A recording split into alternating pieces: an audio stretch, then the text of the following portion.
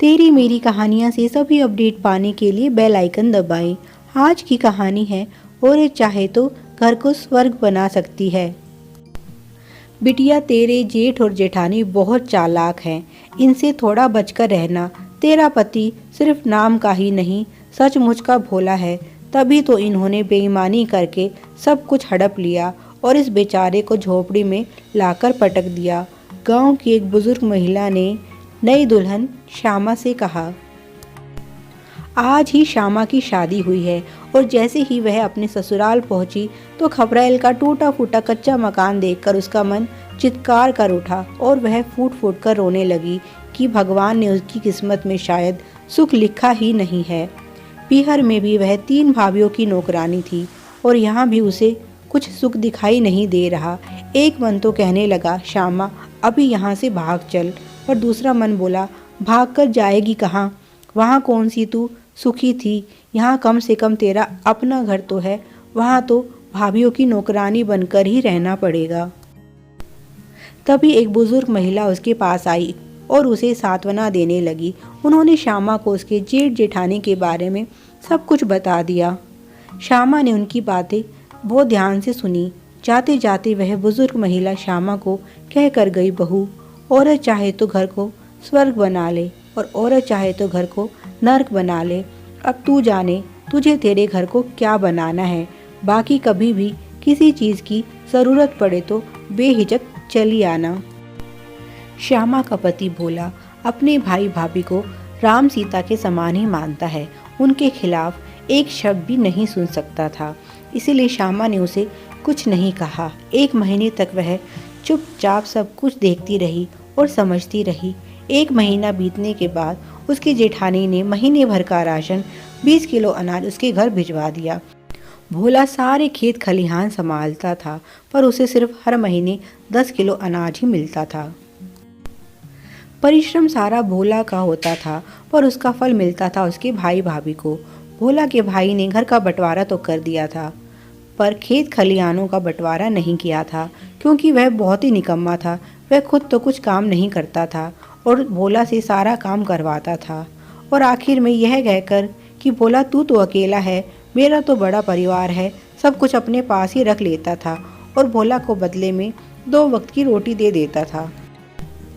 खुद ने तो पक्का मकान ले लिया और भोला को खपरेल का टूटा फूटा कच्चा मकान दिया। साथ ही साथ अपनी गाय भैंस भी भोला के आंगन में ही बांधता, यह कहकर कि मेरा तो पक्का मकान है, इसमें गाय भैंस बांधने की जगह नहीं है और तू ठहरा अकेला। जानवर साथ रहेंगे तो तेरा मन भी लगा रहेगा। पर असल में इस तरह से अपने जानवरों की देखभाल भी भोला से ही करवाता था। सारी मेहनत सारा परिश्रम करे भोला और दूध पिए उसके भाई भाभी। श्यामा जानबूझकर जो अनाज आया था गाय को खिला देती है और भोला से कहती है, देखो गाय ने हमारा अनाज खा लिया है, तुम एक काम करो, जाओ भाभी से और अनाज ले आओ, नहीं तो मैं रोटी कैसे बनाऊं। भोला बोला, ठीक है मैं अभी जाता हूँ। पर उसकी भाभी ने 1 मुट्ठी अनाज भी और देने से साफ साफ मना कर दिया। भोला चुपचाप मुंह लटकाकर वापस आ गया। उस रात उसके घर में चूल्हा नहीं जला।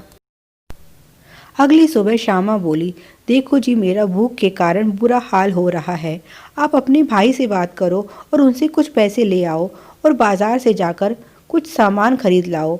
ऐसे तो हम कब तक भूखे बैठे रहेंगे। भोला को श्यामा की बात ठीक लगी।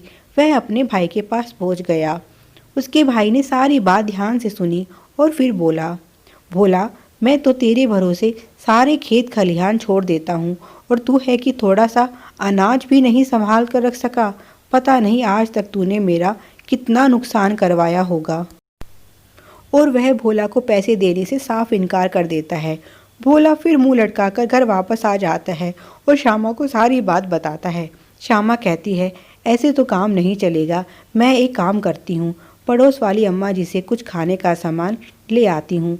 वैसे भी उन्होंने कहा था कि अगर कोई ज़रूरत पड़े तो चली आना, पर स्वाभिमानी भोला को यह बात अच्छी नहीं लगी।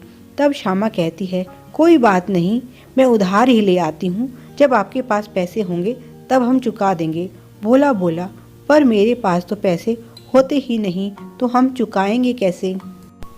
श्यामा बोली, क्यों, जब फसल बिकती है तो क्या उसमें से आधा हिस्सा भाई साहब आपको नहीं देते? भोला बोला, नहीं, आज तक तो कभी नहीं दिया। श्यामा बोली, ठीक है, अगर ऐसा ही है तो आप एक काम कीजिए, जब आपने आज तक भाई से फसल के हिस्सेदारी नहीं मांगी तो अब क्या करेंगे मांग कर? मैं तो कहती हूँ आप अपने हिस्से की ज़मीन ही ले लीजिए, फिर जैसा पैदावार होगा वैसी ही कीमत हमें मिल जाएगी और भाई साहब से भी नहीं मांगना पड़ेगा। भोला को श्यामा की बात अच्छी लगी और भोला अपने बड़े भाई के पास जाकर कहता है, भाई साहब, आपने घर का बंटवारा तो कर दिया था, मैं चाहता हूँ अब आप खेत खलिहानों का भी बंटवारा कर दे।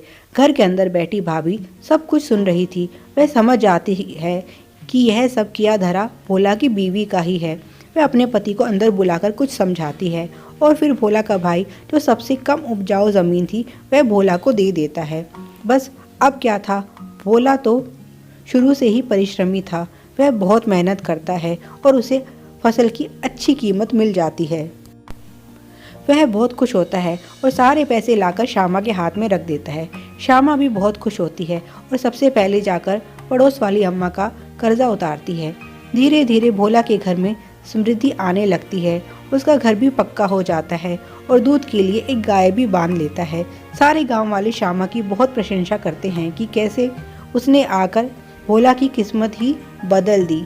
सच ही है, औरत चाहे तो घर को स्वर्ग बना सकती है। और उधर श्यामा के जेठ जेठानी के आलस के कारण उनके घर में गरीबी आने लगती है। Please like, share and subscribe. Thanks for watching.